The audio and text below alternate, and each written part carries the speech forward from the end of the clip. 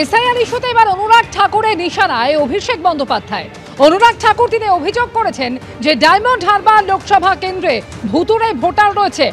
দেখুন, অনুরাগ ঠাকুর অভিষেক বন্দ্যোপাধ্যায় ডায়মন্ড হারবারে 4 বছরে ভোটার বৃদ্ধির কথা বললেন 15%, আর দেশের প্রধানমন্ত্রী নরেন্দ্র মোদী বারাণসী লোকসভা কেন্দ্র সেখানে 2019 থেকে 2024-এ ভোট বেড়েছে হচ্ছে 12%।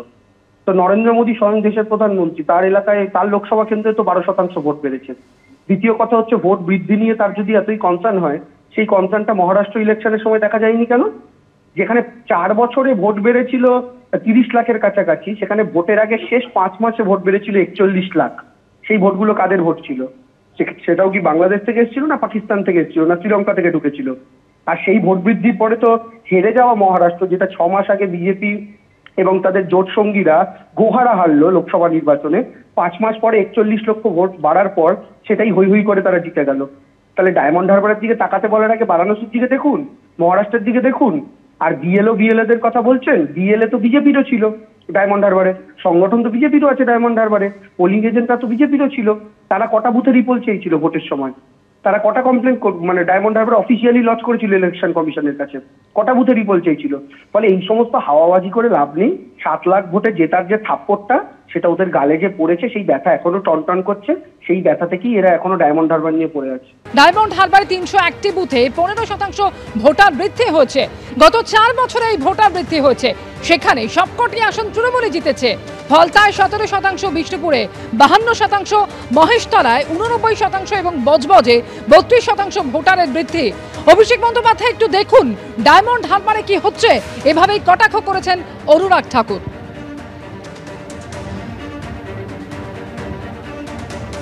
डायमंड हार्बर में मल्टीपल रिलीजन के एक ही घर नंबर 0011 पे बूथ नंबर 103 पे फाल्टा असेंबली में डायमंड हार्बर जो लोकसभा है वहाँ पे रजिस्टर हुए।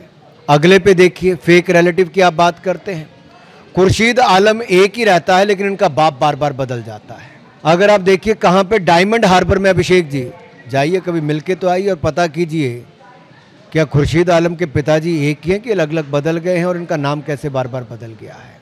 मास वोटर एडिशन की बात करूं, 301/1724 में से 301 बूथ में डायमंड हार्बर में 15% वृद्धि हुई है पिछले 4 सालों में, और सारे टीएमसी ने जीते हैं। वे बल्क एडिशन है भाई। फाल्टा में 17, डायमंड हार्बर में 35, बिष्णुपुर में 92, महेशतला में 89, बजबज में 32। अभिषेक बनर्जी जी कहाँ हो आप?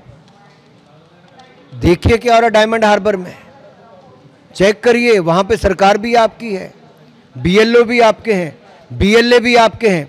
तो क्या आप चुनाव इसीलिए जीत रहे हो? ये जो फर्जी वोट एडिशन क्या आपके अनुसार हो रही है? और ममता बनर्जी जी से मैं सवाल पूछना चाहता हूँ भाई, आप 2005 में लोकसभा में, मुझे आज भी याद है, स्पीकर की चेयर के पास जाके फेंक दिए थे उन्होंने कागज जोर से, और कहा था बांग्लादेशी घुसपैठियों को वोट बैंक बन रहा है और ये लिस्ट में उनके नाम है, आप लोग रोकने का काम नहीं करते हैं।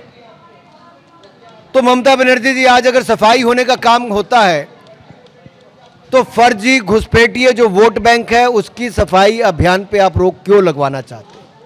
क्या तब आप दिखावा करते थे और आज घुसपैठिए वोट बैंक को बचाने के लिए ममता बनर्जी जी घड़ियाली आंसू बहा रही हैं?